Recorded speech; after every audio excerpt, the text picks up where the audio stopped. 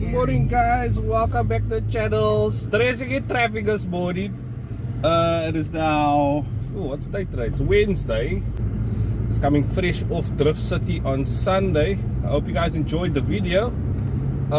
It's not, like I said, I wish I would have been closer to the action. I wish I could have gotten really up close.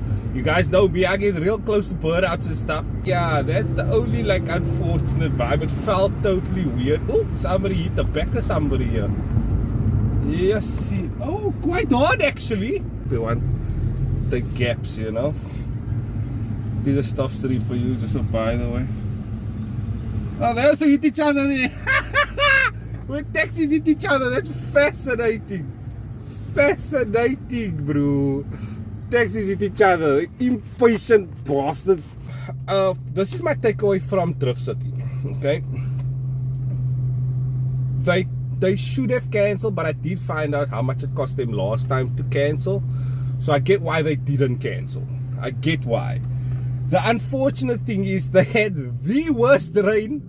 And when I say the worst rain, Cape Town experienced biblical rain on Sunday. Sunday night, between Sunday and Monday.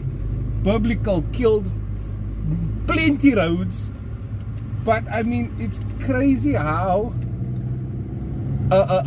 it started rain. You could see the rain coming. I, for one, could see it. I could smell it. I could feel it. And that's why I got out of Dodge there as soon as the rain started to fall. I don't mind getting my equipment wet and stuff. I really don't mind. Okay, it can get wet, splash resistant and all that.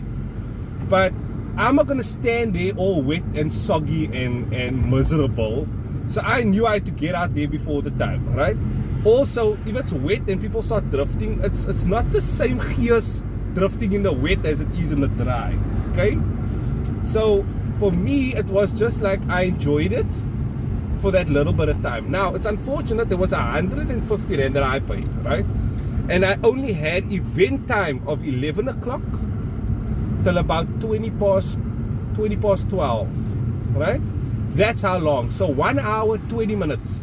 Let's say 1 hour, 10 minutes, because it took me like 5 minutes just to walk around for a bit before I started the recording. But you guys know I record as soon as I get there, or at least as soon as I try and get there. Now I have I have almost an hour of footage, right? Which means I was recording 90% of the time when I got there, right? And I only used that 14 odd minutes that I have. There is more footage that I have that is usable, but a lot of it isn't usable because of how much wind noise there was. Now we can't complain. That is town parade. Even on a normal day, parade itself and that part of town is very windy because of the wind that comes over the mountain and all that. So it was literally a very difficult event to pull off. So we can blame a lot on the weather. The event organizer made their money. They don't care.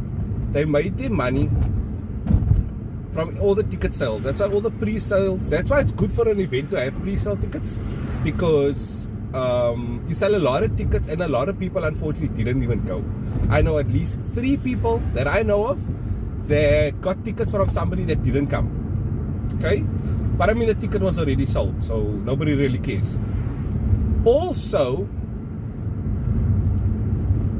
the grandstands and that, there was no real protection from the rain. Now you know the rain is coming. I was looking at it like this. I didn't have VIP tickets. I didn't have grandstand tickets, right? But no matter where, there was no stand with roofing on, other than hospitality that had small gazebos and stuff. But I mean, you must cater for, you know it's gonna rain. Let the normal people, like the grandstand people, have something to stand under. Every video you see when it was raining, it's people all standing in the rain watching the drifting. Now I'm very sorry, and not like light rain. It rained like it rained good. And unfortunately, a lot of people left early. I don't know how long the event officially went till, but I know the last time they had those events, it went till sunset, easy.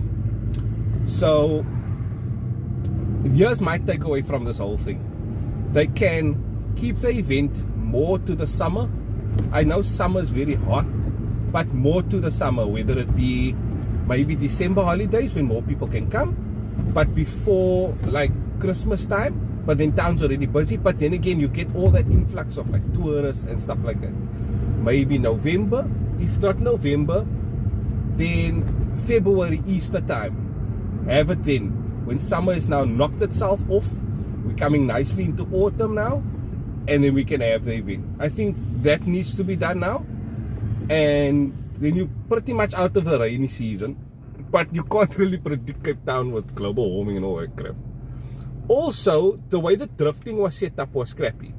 From where we were standing, grandstands, we didn't see a lot. We could see all the drifting, but the track was set up in such a way that that circle part they had to go the donuts they had to go 3 times around, was in the opposite corner. So you literally just saw the car flash by, and then it was at a distance the whole time. So you never got to really enjoy the drifting. I'm gonna be honest, I never got to really enjoy the drifting. I walked away a couple of times because they're drifting all that side on the far end of the pitch. And then you standing here like, no, they're drifting over. You can see them drifting, but if you're recording or you're trying to enjoy the drifting, you can't, they're far away. Now maybe set the track up next time where the turnaround donut 3 times is closer to the grandstand side. Or on the grandstand side, so the people can at least see the car for longer than a half a second as it flies by. You know what I mean? So rather like that. But I mean, shoot guys, I can't tell an organizer how to keep the event. I can't tell the organizer how to keep the event. I know there's a lot of challenges you have to go through as an organizer, but you gotta think these things through. Also, the way the show cars were standing, were all on top of each other. All on top of each other. Stand liquor guys. I mean, the guys that were videographers, they were struggling to get liquor shots. Now, given if you were VIP, you could have gotten classy shots, super classy shots, because you were around when nobody was. You could have come around when nobody else was there. So you don't really worry. You don't really worry. Yeah, gave it some beans there. BMW up my ass as per usual. So you couldn't have gotten really good shots of some of the cars. That's why I shot as much footage as I could. But looking back, I missed a couple of cars, and that's so unfortunate. I know it's gonna be all over the place, but I mean, it's unfortunate that now the guys' cars weren't able to be seen. Now that's so crappy. Wait for the U-turns, yeah. So yeah, that's just my takeaway of the event. Look, I enjoyed myself while I was there. Liquor networking, getting to meet people and subscribers and stuff like that. Always a blast. Always an absolute blast when that happens. So yeah, Drift City, I don't know, some things to learn. Constructive criticism, don't take it as hate. And then maybe apply this to the next event, because people do spend their time and money. I hated the fact that I was there 9 o'clock, right? And I stood in lines for 2 hours. I stood in a line longer than I enjoyed the event.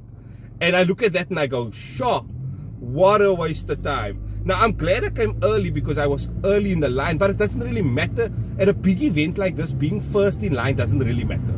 You know, my takeaway from this event is I enjoyed myself, but there could be improvements. You know what I mean? Now, Drift City, don't take it the wrong way. But yeah, guys, thank you for watching. Like, subscribe down below, and I'll see you guys in the next video.